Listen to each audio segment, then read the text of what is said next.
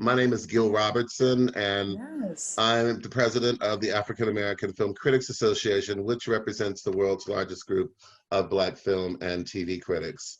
And today, members of our family are excitedly waiting to talk with you about your amazing show on Netflix and Mm-hmm.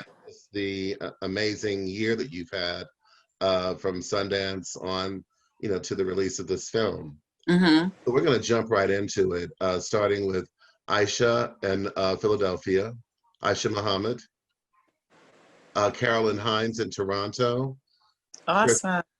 Chris Westbrooks, DJ Chris Styles in Cleveland, Al Hey. McGee in South Florida, the incredible Lady KB in Houston, Texas, Hey. Katia Woods in Philadelphia, Hi. Janita Davis in Michigan City, Indiana, Hey, Janita. Ray Cornelius in Atlanta, Brandon Collins in Queens, New York, Al. Adrian Gomez Weston in Los Angeles, and Rhonda Rasha Penrice in Atlanta. I am going to sign off, and I'll see you guys on the other side. Yes. Look at all that melanin. All right. I love it. Hey, good morning to you. First of all, I want to say thank you. A really, really dope film. It was really dope. Thank you so much. I just want to know the vibe on that set. You had Oswald Benjamin. You had all the battle rappers on there. I seen Sada X pull up on there. Styles P. I was like, yo, this is a real hip hop flick. It wasn't just like, how was that vibe on that set with all that boom bap and hip hop and that essence of hip hop?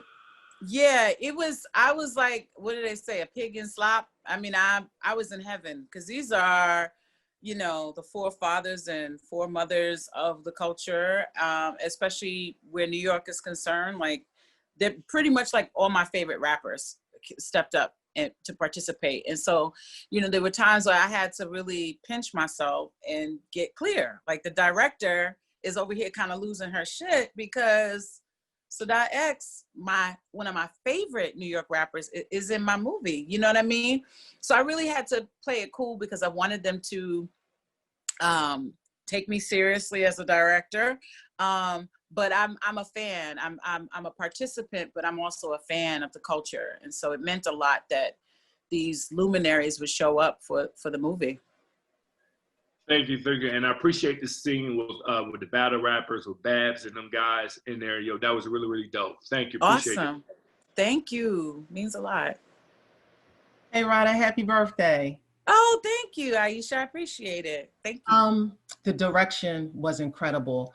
Oh, what was the significance of the black and white? And I noticed that in the memories you had color, and towards the end there was color and your dress illuminated. And also there was a moment where you and Dee had just finished being intimate and we're sitting on the edge of the bed, and the blocking, that was just incredible. The angle from the camera, thank you. And the silhouettes and the natural light coming through, it blew my mind. Oh, wow. That means a lot to me. Great, I'm so glad. What was the intent, of the black and white, and also these angles, like you sitting in the corner with the light on and all of that? It was just incredible. What did these moments signify to you? Yeah, well, you know what? My mom was an artist, but she was also a cinephile. So I was raised on black and white film. There's nothing for me to see films, whether it's The Apartment or Manhattan or She's Gotta Have It. Mm-hmm. To see films in black and white was not foreign to me. And to see classic New York films in black and white wasn't foreign. What was foreign was seeing myself in them, and centering them. So in a way, I'm kind of retrofitting the film into an era when black and white film, New York films, was kind of what people did.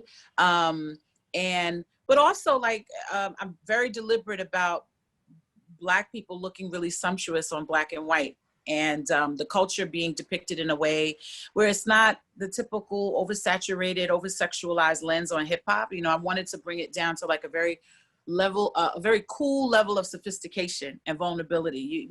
I feel like a lot of times in the culture, we can kind of hide our humanity behind things, like whether it's like a shaking butt or you know, like fast moving images, fast talking characters or what have you. And so I just felt like the black and white, not only is it aesthetically pleasing, but like it just forces you to see the character in front of you. So that was a very deliberate choice on my part. Incredible. It was incredible direction. Bravo. Thank you. Really good job. Thank you.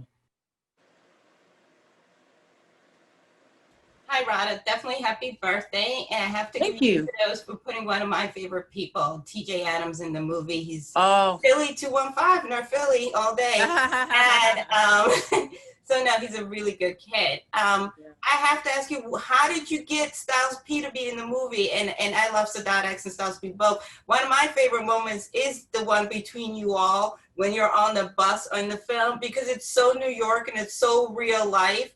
And he's a natural. He definitely should do more acting. Oh, and let me tell you something about Mr. Styles P. Not only is he a natural, he's a method actor. He did not break character. He wanted you to call him Mr. Bus Driver the whole time. You call him Styles, he's like, I don't know who you're talking about. I drive a city bus, you know. And I don't know if you noticed, but we changed the bus number to 914 in the front, just as a salute to him and where he comes from in New York. Yeah, you know, it's a combination of things. Like, first of all, I worked with Guy Route as my music supervisor, and he's had relationships over the years with many of these MCs. But I think, you know, it didn't hurt that Lena Waithe was my producer. And I think that gave people, you know, okay, well, she's investing in something. Let me see what this is. And he just was so game, you know, like I just wanted the rappers to be a part of the fabric of the storytelling, you know, where some people are rappers and some people are not. They're New Yorkers. Because at the end of the day, that's what we all are, right?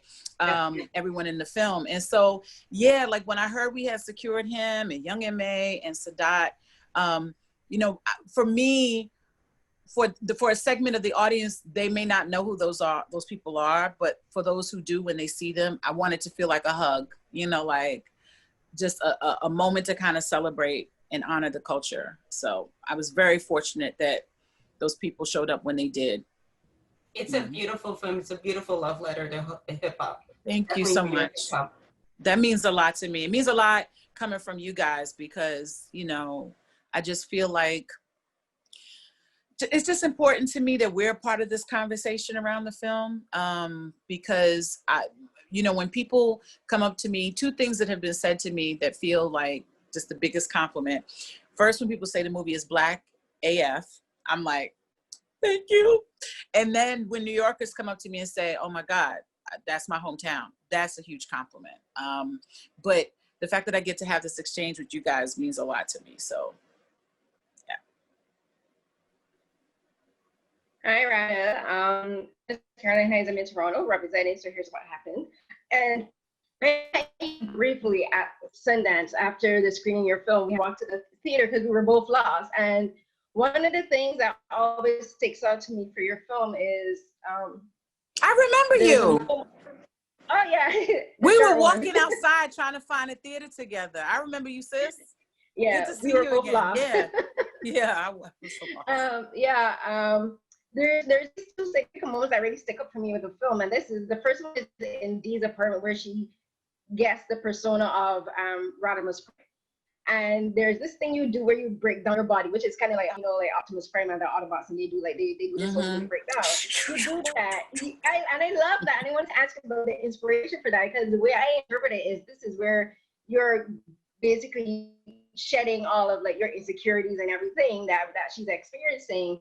And then that, because it happens again at the end of the film where she basically just tells off everyone in the audience. And I wanted to ask about the inspiration for those two moments. Well, I'm a child of the 70s and 80s, and I watched the Transformers like everybody else after school. And I'm gonna be honest with you. So my name has been Rodimus Prime. My hip hop name has been, my moniker has been Rodimus Prime, among other things. I've had like 20 of them, but it's been Rodimus Prime for a while. And I honestly forgot that there was a character named Rodimus Prime. His name is Rodimus Prime, because he's a hot rod when he transforms from robot to car. So I had forgotten about that. but I realized that it was in the back of my mind when it came to, you know, it's like it's this rites of passage that all rappers do, is they find their hip hop name. And the reason I think they do that at times, I mean, aside from the J. Cole's and the Kendrick Lamar's, is to assume another identity. And I think that that was necessary for my character. If you notice that every once in a while it's Rodimus Prime who looks dead into camera, because she's like in there and she's trying to get out and she's looking for someone like, do you see me? She's looking to the audience like, I'm here. So that transformation is that. I think, Carolyn, when you say this thing of shedding, that's exactly what she's doing, is like putting away the kind of bumbling, kind of goofy person to make way for Rodimus Prime to come out. And it's been the same process for me, you know, like when I perform as Rodimus Prime, all my issues about having an extra amount of weight or being of a certain age, they're out the window, because she don't give a damn. She really doesn't care. If you're nice looking, you could be 20 years younger. She don't give a shit. She don't care. You know what I mean? And so I feel like so many of us have to call on another part of ourselves to get through certain things. And so Rodimus Prime for me represents like a fearless part of me that doesn't apologize and has the strength to kind of face the loss of my mom where I didn't, you know? So that's exactly what it was. It was, you know, just like the character kind of calling on an old part of herself, I'm kind of calling on some of my heroes of my childhood, which is Optimus Prime and Rodimus Prime, you know, to kind of get through the adversity of the moment. Thank you so much. I consider this film as a film for Black women by a Black woman. So like for me, it's extremely Black. Oh, thank you. Hey, it's KB here. How are you? Hi, KB. I'm good. How are you? I'm doing well, thank you. So I had the pleasure of seeing this film at Sundance, and you put your heart and soul into this film, and it really shows. I love every moment of it. Oh, so thank tell you. me about kind of what MC, what director, and what writer really inspired you in working on this project. Those are great questions. So there's a moment where I'm coming out of the train station and I finally arrived in Brownsville. It's a whole new world. Wow. And Latifah, Wrath of My Madness, is playing in the background. She's had such an influence on me, really. I remember being like maybe 12 or 13. And there's a show we used to watch in New York called Video Music Box, which Ralph McDaniels was the host of and still is. It's like 40 years now. And we were cleaning and I was in another part of the house and my mother's like, Radha, come here. You're on TV. And I'm like, what is she talking about? And it was Latifah. Latifah's Had It Up to Here was the video. And I remember watching it and being like, oh my God, like I've never seen anyone who looked and felt like me on screen, and kind of like rhyming unapologetically, like brash and yet still all woman. You know, there was nothing about her that felt compromised. She felt like one of the first like real MCs real people MCs I had encountered. So she is a huge inspiration in terms of, I love all of hip hop. I have many favorites. Rhapsody is another, but she's the person who planted the seed in me when I was very young. You said which director? Robert Townsend. I had the pleasure of having a conversation with him about a week ago for Urban World. And the reason I say Robert Townsend is because, you know, Spike was a huge influence, of course, you know, like he's an influence for any Black filmmaker because he was one of the first of his time. But I feel like Hollywood Shuffle and 40-Year Version talk to each other. You know, these are films about Black creatives who have to engage and encounter white gatekeepers. And this question of like, who gets to tell a Black story and is it authentic? And so he really, still to this day, his films like invigorate me, but also, you know, using comedy to talk about some very unfunny things around race and gender and, you know, lack of inclusion. So Robert Townsend, and then you said writer? Yes. Well, there's a writer that I don't think people would think I'd be inspired by, but it's Toni Morrison because, well, one, she also started her career later in life, you know, but her her writing is so dense. It's like a meal that you have to like take a few bites and just kind of push back from the table, because it's just so rich. And her works are books. There's one book in particular called Beloved that I've read maybe 30 times since I first picked it up at 13 years old. And I'm hoping that, like her, my work is something people return to, you know, like if they're in a mood or they want to escape or they want some good music or they want to see a particular kind of journey. I hope that I create the kind of work that is timeless and classic like her. Well, thank you so much. I mean, this film is already timeless and classic. Oh, yes. That means a lot. We're well on the way. I appreciate it. Thank you so much. Hi, I'm Jonita Davis. And I want to know, you wrote this, you directed, and when you got to the point where you were like looking for a lead, did you ever have a doubt in your mind that it would be, you know, someone else? Or, you know, how did you come to that conclusion that it was going to be, you know, I'm going to do this. I'm not going to cast it. I'm going to do this. Yeah. You know, on top of everything else. Yeah. Well, you know what? Jonita, right? Okay. Jonita, yeah. I'm a fan of films where the person is kind of playing a version of themselves. Christopher Guest, you know, I'm a fan of his films because they're like mockumentaries. So what we're looking at are supposed to be real people. But like Lena Dunham, Larry David, Spike has done it in some way or another, but where, you know, the lines are blurred between what's real and what's not. And I knew to do that in the truest way, I had to play a version of myself. It seems a little egomaniacal, but I really am trying to add something to that genre of filmmaking, where somebody's playing a version of themselves. But also being myself gives me a chance to celebrate my parents. You know, like I think to some people, they may be considered obscure, they have died in obscurity, or they're unknown. And I feel like the film changes that, you know, like, you know, maybe I don't know how I feel about people owning my mother's art, but I do want more people to know that she was an artist. And my father's music is out there. He's played with some of the greatest, from Sun Ra to Walter Davis to Laji Kamara, you name it. You know, maybe there's an opportunity for people to revisit his music, you know? So, yeah. Thank you. Thank you. And I think putting yourself in the movie was like the best thing. I mean, and like KB said, it's already timeless. So. Oh, thank you so much. Thank you so much. That means a lot.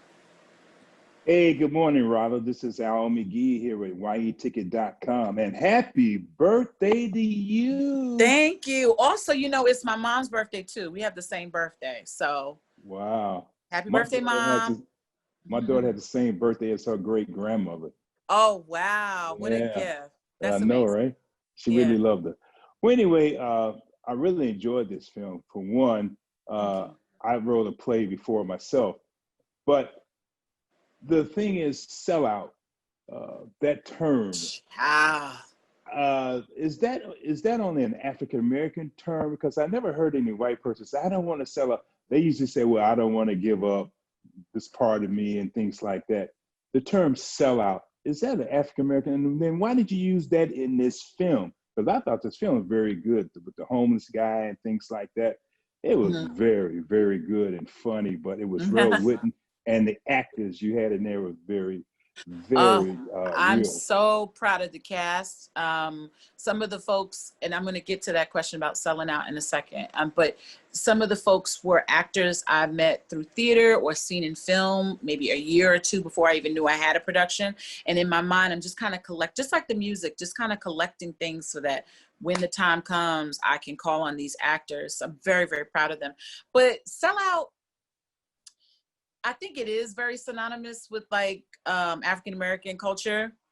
And it used to pertain to things around race and white gatekeepers, whether it's in our industry or it's at a plant, or, you know, this idea of compromising yourself to either advance yourself or appease the person in power. And I don't know, I just thought it was important to revisit that idea, because even if somebody calls it something else, we all can relate to, you know, this idea of like not being your true self in order to get ahead.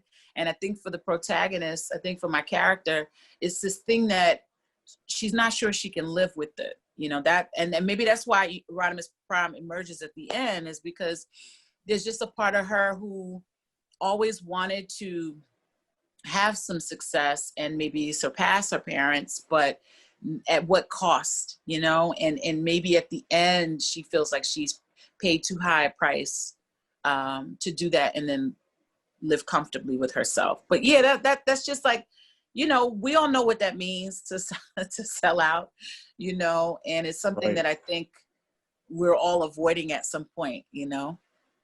Oh, yeah. Well, thank you for your answer, and thank you for taking time with us in AAFCA. And I really enjoyed the film. Awesome. Awesome. I appreciate it. Happy birthday, Radha. This is Ray Cornelius out of Atlanta, Upfront Inside Atlanta's entertainment industry. How are you? I'm good. I'm good. Thank you, Ray, and nice talking with you. Yeah, so, you know, I got to say, watching this movie, I felt like I was having a Killing Me Softly moment, because I was like, oh my God, that's me. Like this is real life. At 40 something, trying to, you know, become something else.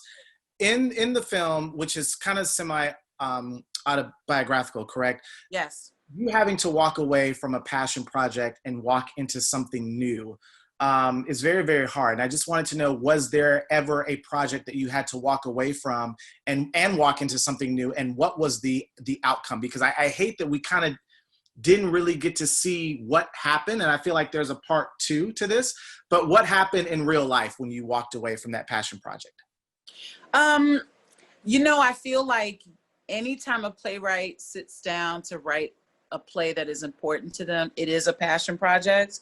And the tough thing I've had to deal with was not finding, you know, the support that could sustain a career in theater, meaning that I had a play called Seed that had a bit of success, and the expectation was that it would then, you know, be put up on Broadway or propel me into this whole new experience as a playwright. And it didn't quite happen for me. And a lot of the plays that I wrote became like my writing samples for television work. And that was painful, because it means that even though I crafted this world for the stage, it's now just an example being used to show that I can write for someone else's show. So I feel like there've been these little markers in my career where things just did not turn out the way I wanted to. But, you know, in this moment, it gives me a story to tell. You know what I mean? Like, the reason 40-year-old version is a film is because it was a web series. And the reason it was a web series is because I had gotten fired off of a film, my first screenwriting job, and I was devastated. And the web series was my way of saying, like, you know what? I need to do something that I can't get fired from. So the idea was to, you know, DIY, you know, create a web series in the spirit of creators like Issa Rae, where I could cultivate my own audience and not be dependent on someone else. So I feel like this idea of the disappointment of, you know, this dream project going up, it started shifting, because I was like, oh, I can do this, but in my own way. I don't have to wait for a gatekeeper to greenlight my script. I can, like these other great Black creative content makers, I can just create something myself. And then to just answer the question about the ending of the film, you know, like, I tell people it's not 8 Mile, it's more like 2 Mile, because she doesn't really go that far. Like, she's not trying to be a hip hop star. So yes, she does rhyme in the film, but for me, hip hop in the movie is more like a meditation. You know, like, it shows up in many different ways, from the trap music that's playing outside of her window to the cipher in the basement of Arlene's Grocery, to the battle rap, to her at the mic. You know, like, hip hop is a force that turns into whatever she needs in the moment. So it's not patty cakes, it's not 8 Mile, it's more like 2 Mile. She's not going that far. She's kind of staying in the same 4 or 5 block radius, but more about it helping to transform her her frustrations as it did for me in real life, because you know, I was about to shoot the web series. My mom had passed away and I was devastated. And while I didn't want to go and shoot the web series, I found myself performing the music I had created for the web series out in the world. And it was my catharsis. It was how I got through grieving my mom, was by kind of taking on Rodimus Prime and performing live. And so if there's a part 2, it'll probably be revisiting my live show, because I do, you know, for me, I'm not a big fan of necessarily selling my music, but I want to invite people into the performance of it. So I'm hoping that there's going to be like a real live show where I can invite people into that cabaret, you know, and perform those songs. Thank you, Ray. Brandon Collison, Media and Popcorn Podcast. It's a pleasure to meet you, and happy birthday. Same here. Thank you, Brandon. Yeah, I just want to say personally, because of when this was given access to some of our critics last week, it came at the right time, given everything that happened last week, like the world and everything. I really appreciated this film.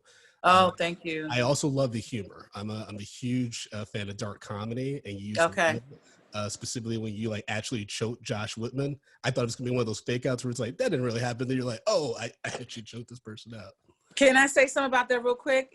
One time I was in a writing group and it was all Black women. And when they read that on the screen, they were like, sis, what if it was a fake out? We come back and it didn't really happen. And I know that these were my sisters kind of looking out for me. And I was like, then it's not going to have the same impact. You know what I mean? So thank you for appreciating that. I have actually not choked a white theater producer yet, but it does become like a catalyst, for the character, you know what I mean? After that, there's nowhere else to go but up. So yeah. Absolutely. And you just talked about a little bit about the writing, because I was curious, because you referenced Judd Apatow in your intro and Larry David. I'm wondering how much of the comedy was actually in your script, and how much was improvised with the talent that you had? I'd say 90% in the script. And I have to be honest with you, Brandon, I did not set out to make a comedy. When I knew it was a comedy, anybody heard of Franklin Leonard at the Blacklist? Okay, so he's like my bro in the business. And I'm very, very private about my process of writing, unless I get to a draft and I need to kind of hear it aloud with some actors. For the most part, I keep things very close, and I only share it with 3 people that I've shared it with for 15 years. And so when I shared it with Franklin, he's the first person outside of my little small circle of eyes and ears that I shared the script with. And he said he's on a plane, and he said he was laughing so loud that people were like, come on, man, ain't nothing that funny, but that it really was a laugh out loud. He had a laugh out loud response to the script. And that's when I was like, wait, so you're saying it's a comedy? He's like, yeah, it's a comedy, I guess I'm the type of person who is always trying to write from a place that's authentic. I never want to try to be funny. I think that's why, I did comedy for a number of years in New York. And it was a struggle for me, because that was the expectation, is you're going to get on stage and make people laugh. And I found that when I did things like hosting or make music with a comedic lens, that people actually heard me in a different way. If I was at 40 something years old trying to rap about, I don't know, Trump and his taxes, I just don't know that people would hear me if it wasn't through a lens of comedy. So I do understand the power of comedy in one, what's the word I'm looking for? Disarming people, and then kind of pulling them into something. What I say about the film is it does use comedy to pull people into some very unfunny things, whether it's sexism, racism, ageism. But I really was not sitting down and saying, oh, this is going to be funny. It was once I started sharing it with people outside of my small circle that they were like, this is funny. And then sometimes we get on set, the knee cracking. It happened in the first scene with the Black theater director, where I disturbed his prayer to the ancestors. And then by the time we got to the end, I was like, oh, you know what? I want to add something here. I added actually the whole scene where the kids go, hail, hail. I added that. And then I was like, we need a button. It'll be the knee crack. So sometimes it was about revisiting something that was already there, but we didn't fray too far from the script. Like a lot of what we said was written in the script. That was fantastic. Great job. Thank you, Brandon. Appreciate it. Hello, Radha. Thank you for coming today. I really loved your movie. I just love how it like really authentically portrays New York and how subtle it is. And I just kind of wanted, I know you mentioned about your writing process, and I hope this question is okay to ask, like, how did you go about, I know you have a lot of experience writing for the stage, so how did that inform your writing for this film? Did you keep any of those things in mind? And like, because there's some things that are so subtle and like small you won't be able to see on a stage, and like how did you do that? Yeah, well, thanks, Adriana, for asking that question. It has been an interesting journey in transitioning from being a playwright and working in film. You know, on stage, it's this box, and you get a lot of the plot and the nuance and the information out of somebody's mouth. And so now I have to kind of transform it to this format where it's visual, you know, so that was interesting. But I felt like where I did remain a playwright is in certain scenes where, you know, there's a particular kind of relationship, like the relationship between Radha and Archie, where there's like that oneer at the bench, you know, and the camera does not move. It's just these two actors. We don't cut away. That to me was my playwriting muscle. And but what playwriting I think did for me is, I think because it's not an easy path to, one, be a playwright and then get your work produced, it makes writing such a serious job. You know, like I really am, and I get this from being a playwright, I'm all about earning what happens in a scene. I don't want things to just happen. I want them to come from like this well, so to speak, of things that maybe the audience doesn't know about or see, but is somehow teased in a scene and then pays off later. So it definitely, you know, as a playwright, I definitely was kind of obsessed with why a character does what they do, and how do I get this person to show a certain emotion rather than have it come out their mouth. Like, I don't think you ever hear Radha say, you know, I'm really sad that my mom died. But I wanted you to feel it in different moments, whether it's with, you know, someone asked about the moment of intimacy between Radha and Dee. Well, I feel like the most intimate is actually not them having sex. It's the next morning when they're rhyming about their mothers, you know, and, you know, just feeling like, how do I get this person? How does the audience get that this person is in pain without ever saying it?